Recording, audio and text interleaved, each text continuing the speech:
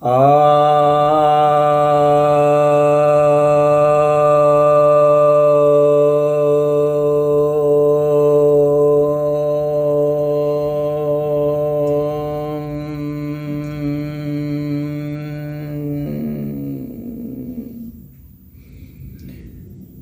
भक्तजनों को सप्रेम नमन।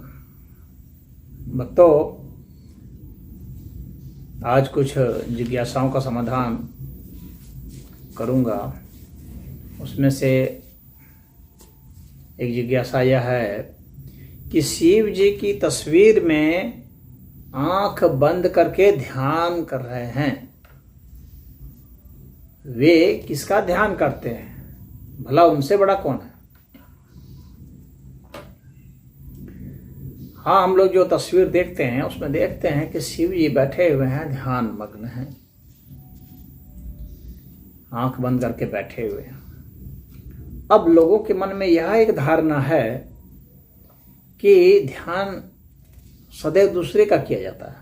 यह एक गलत धारणा है। जो ध्यान के विषय में नहीं जानते हैं अच्छा से, वही इस चीज को सोचते हैं कि ध्यान का मतलब सदैव किसी अन्य चीज का ध्यान करना, दूसरे का ध्यान करना, जो मेरा अस्तित्व नहीं है उससे बाहर का ध्यान करना। बाहर का भी किया जाता है, लेकिन वह श्रेष्ठ ध्यान नहीं होता। क्यों? क्योंकि वह दूरी एक होती है। जब दूरी होगी तो ज्ञाता अलग होगा, ज्ञान और ज्ञेय अलग होगा। ज्ञेय अर्थात जिसे हमें जानना है, ज्ञाता अर्थात जो जानने वाला है, अनुभूत करने वाला है, और ज्ञान अर्थात जो माध्यम है। तो यह जो है कभी श्रेष्ठ ध्यान में नहीं आता, इसलिए इसका नाम धारणा होता है। यह धारणा है, ध्यान नहीं होता है जब हम दूसरे का करते हैं। यानी ध्यान की एक निम्न स्तर की यह विधि होती है। लेकिन जब हम अपना ध्यान स्वयं करते हैं, यानी अपना ही ध्यान करते हैं, किसी अन्य का नहीं। मन जब मन का ही ध्यान करता है, मन के माध्यम से मन का ही ध्यान करता है, तो वह मनोयोग कहलाता है। अंतर्मन ध्यान है वह। और विज्ञान भैरव तंत्र में इन सब का वर्णन है। विज्ञान भैरव तंत्र पर भी जो है प्रवचन में कर रहा हूं और ध्यान की विधियों को बता रहा हूं। आप उसमें भी देखें सुने तो ज़्यादा आपको स्पष्ट होगा। भगवान कृष्ण के विषय में भी कहा जाता है। एक बार वो कृष्ण भगवान भी बैठे हुए थे ध्यान में, तो अर्जुन आए, देखे कि ध्यान में है, तो उन्होंने पूछा कि प्रभु आप किसके ध्यान में हैं? भला आपसे भी बड़ा कोई है क्या? आप किसका ध्यान कर रहे हैं? तो भगवान कृष्ण ने कहा, मैं स्वयं अपना ही ध्यान करता हूं अर्जुन।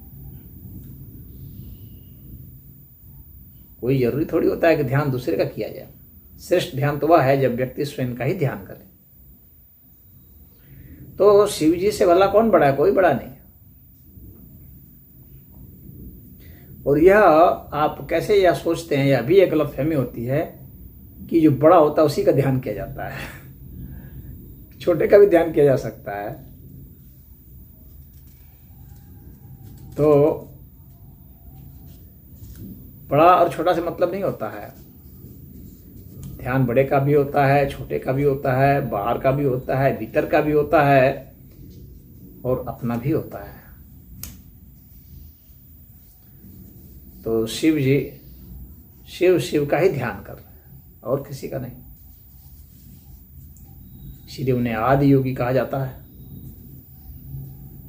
परम योगी कहा जाता है।